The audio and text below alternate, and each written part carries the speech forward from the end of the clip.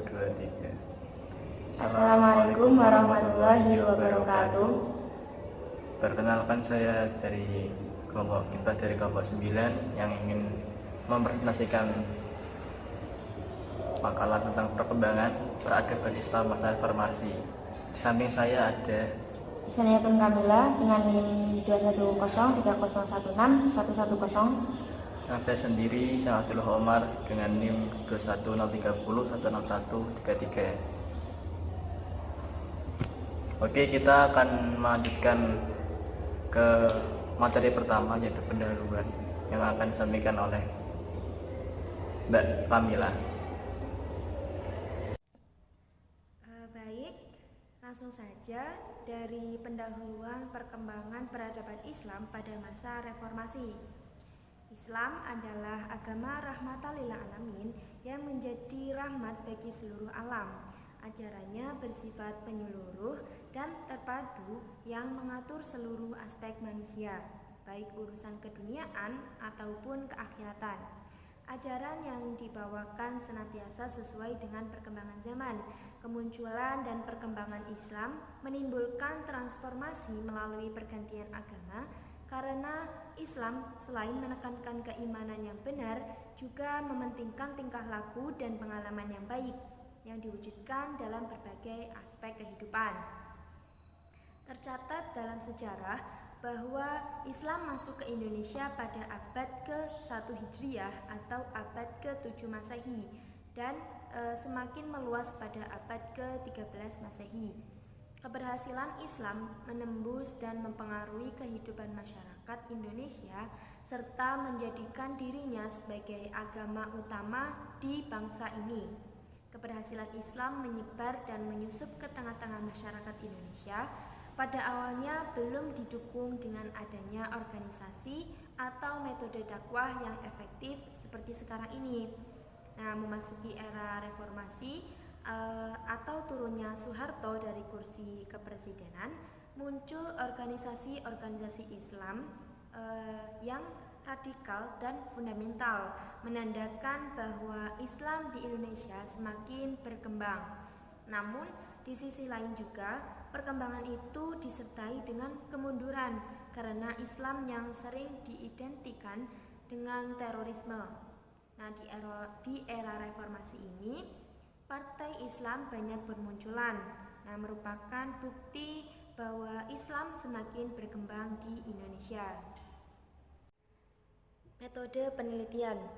Metode pengumpulan data yang digunakan dalam penulisan artikel ini adalah studi pustaka, yang merupakan cara pengumpulan data bermacam-macam material yang terdapat di ruang perpustakaan, seperti buku, naskah, dokumen, dan sebagainya, yang juga relevan dengan penelitian tadi. Penelusuran sebelumnya adalah dengan cara browsing di internet untuk mendapatkan data dan sumber yang berasal dari dunia maya. Nah, melalui kedua cara ini, penulis memperoleh beberapa keterangan dan data yang sesuai dengan topik pembahasan. Selanjutnya, tahap akhir adalah penulisan hasil dari penelitian tersebut. Kita akan membahas 5 aspek dalam perkembangan peradaban Islam pada masa reformasi ini, yaitu yang pertama ada kondisi sosial budaya, yang kedua ada tantangan, yang ketiga ada tokoh, dan yang keempat sistem pemerintahan, yang terakhir ada strategi dakwah. Baik, yang pertama ada kondisi sosial budaya. Kondisi sosial budaya pada awal reformasi kehidupan sosial masyarakat sempat diwarnai dengan konflik sosial yang bersifat etnis yang disebabkan oleh kondisi sosial masyarakat yang kacau akibat lemahnya hukum dan kondisi ekonomi negara yang tidak kunjung membaik. Masyarakat juga lebih bebas menyeruakan pendapatnya dan juga aspirasinya karena didukung dengan adanya reformasi di bidang komunikasi. Nah, media massa seperti kabar dan majalah dapat menyalurkan aspirasi serta gagasan secara bebas. Selain itu, Pemerintah juga memprioritaskan anggaran pendidikan sekurang-kurangnya 20% dari anggaran pendapatan belanja negara atau APBN. Pemerintah memberikan ruang bagi perumusan kebijakan pendidikan baru yang bersifat reformatif dan juga revolusioner. Sesuai agenda reformasi di bidang pendidikan ini, terutama pada masalah kurikulum yang ditinjau minimal 5 tahun. Pemerintah melakukan beberapa kali perubahan kurikulum, yakni ada kurikulum berbasis kompetensi atau KBK, kurikulum tingkat satuan pendidikan atau KTSP, dan juga kurikulum 2013. Di sisi lain juga dilakukan upaya pelestarian budaya dengan mendapatkan warisan budaya Indonesia ke United Nations Conditional Scientific and Cultural Organization atau UNESCO. Upaya ini untuk menghindari klaim negara lain terhadap warisan budaya Indonesia. Tantangan. Indonesia memulai fase baru yang dikenal sebagai reformasi. Era ini dipandang sebagai awal periode demokrasi dengan perpolitikan yang terbuka dengan reguler. Dalam era baru ini, otonomi yang luas kemudian diberikan kepada daerah, tidak lagi dikuasai sepenuhnya oleh pemerintah. Dasar dan transisi ini dirumuskan dalam UU yang disetujui oleh parlemen dan disahkan Presiden Indonesia pada tahun 1999 yang menyerukan transfer kekuasaan pemerintahan dari pemerintahan pusat ke pemerintah daerah. Peran pemerintahan pusat dibatasi untuk menangani hal-hal yang berhubungan dengan pertahanan, kebijakan luar negeri, kebijakan fiskal moneter, dan merekonomi peradilan dan agama. Salah satu korban dari era ini adalah lingkungan hidup Indonesia.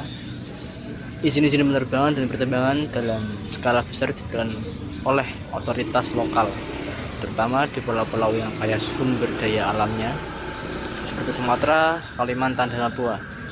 Sebagai ganti bayaran uang yang besar, pemberian ini biasanya dilakukan tanpa proses administratif maupun pengawasan yang layak.